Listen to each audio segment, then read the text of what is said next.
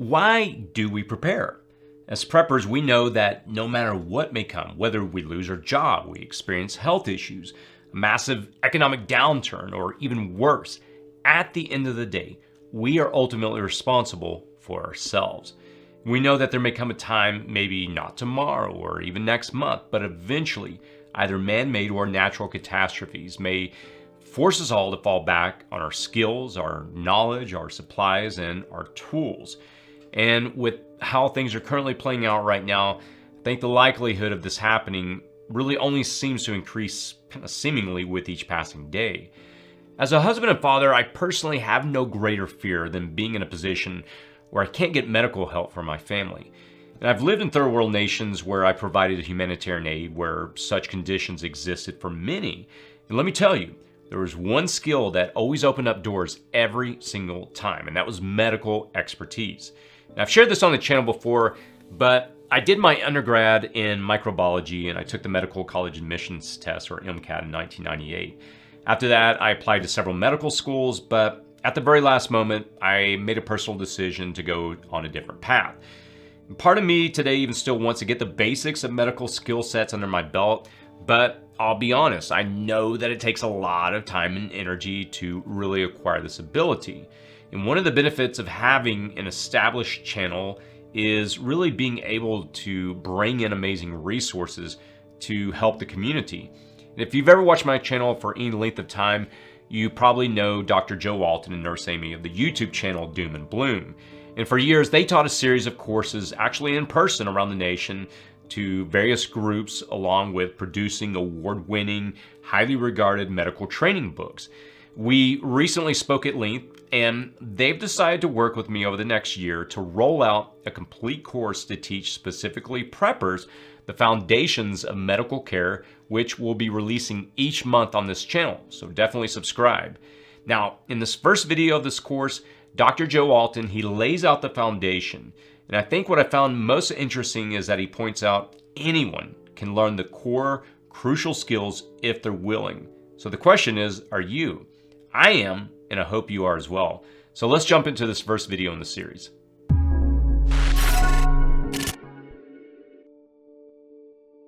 Hi, Joe Alton, MD here, also known as Dr. Bones of the survival website doomandbloom.net, co-author of the 2022 Book Excellence Award winner in medicine, the 4th edition of the Survival Medicine Handbook, and designer of quality medical kits at store.doomandbloom.net. It's clear that we exist in a world where violence in the streets, mass shootings, outbreaks of pandemic disease, and yes, even the threat of a new world war are part and parcel of living in a civilized but very uncivil society.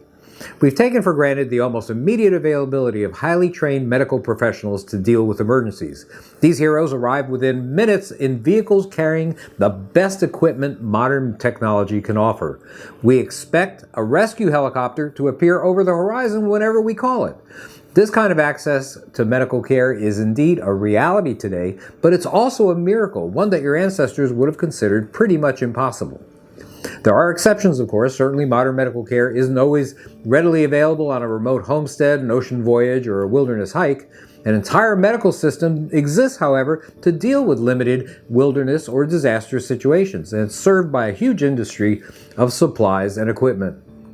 Despite all this support, the reality is that a modern medical emergency rarely happens in front of doctors, nurses, or other trained personnel. A family member or a bystander is often the person who, with rapid action, makes the difference between life and death.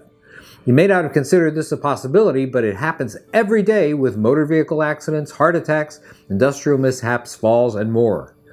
In disaster or epidemic scenarios, the situation is even more dire. Due to multiple casualties, the medical system may be overwhelmed and understaffed, as occurred in many urban areas during the worst part of the COVID-19 pandemic. The truth is, one day you may find that there is no higher medical resource available than yourself. Let me say it again. In a long-term event or in a massive mass casualty setting, you may be the end of the line medically for the foreseeable future. To be effective, you've got to change your mindset from normal, quote-unquote, times. Let's consider your goals when an emergency occurs. I'm a member of the Wilderness Medical Society, so we'll even use the standard objectives of wilderness or disaster medicine. They involve rapid evaluation of injured or ill individuals, stabilizing their condition, and transporting them to the nearest modern medical facility. Makes perfect sense, doesn't it? After all, you're not a doctor or a paramedic. Somewhere, there are facilities that have a lot more technology than you have in your backpack or medicine cabinet. Your priority is to get the victim out of immediate danger and ship them off to others with the skills and materials to treat them. This strategy benefits everyone. The patient gets better care and you can increase your own chances of surviving a disaster. One day, however, there may come a time when some act of God, a pandemic, civil unrest, terrorism, heck, war, may lead to a situation where the miracle of modern medicine may be unavailable. Indeed, not just unavailable, but a circumstance so extreme that even the potential for access to modern facilities no longer exists, period. In a total collapse, you'll have a lot more risk for injury and illness than on a hike in the woods, with a lot less hope of rescue. It's not just the aftermath of a storm where your access to power and modern technology is delayed for a few days. Help is just not coming at all. You, the average citizen, have become the point where the buck stops. This kind of thing does happen. Let's take 2005's Hurricane Katrina.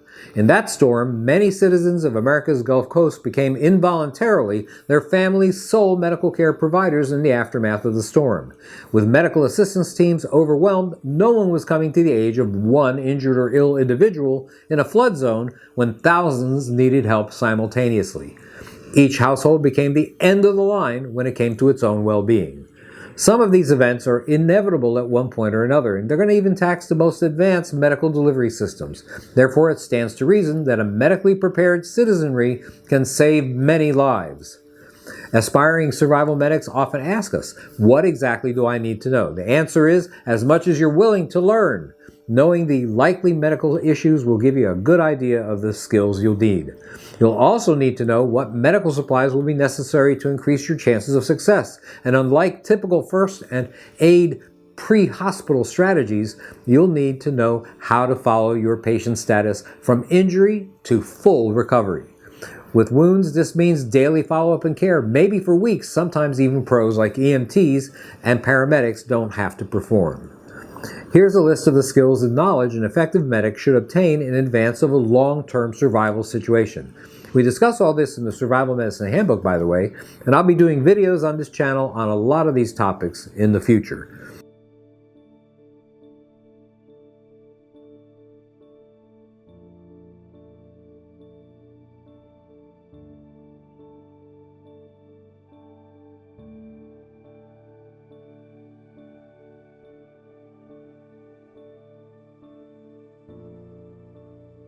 Perhaps the most important skill to obtain is how to enforce preventative strategies against illnesses and injuries.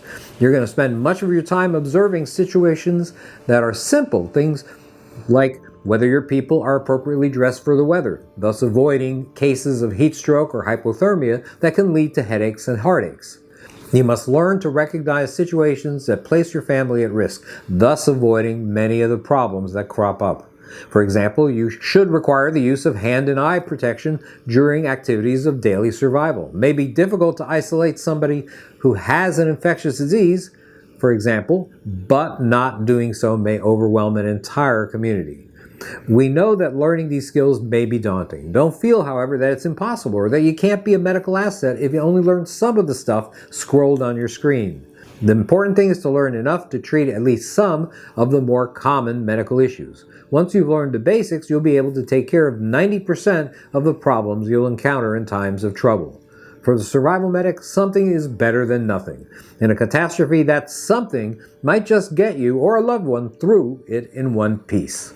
Remember what Theodore Roosevelt once said, do what you can with what you have where you are. This is Joe Altenendi, that old Dr. Bones, wishing you the best of health in good times or bad. Thanks for watching.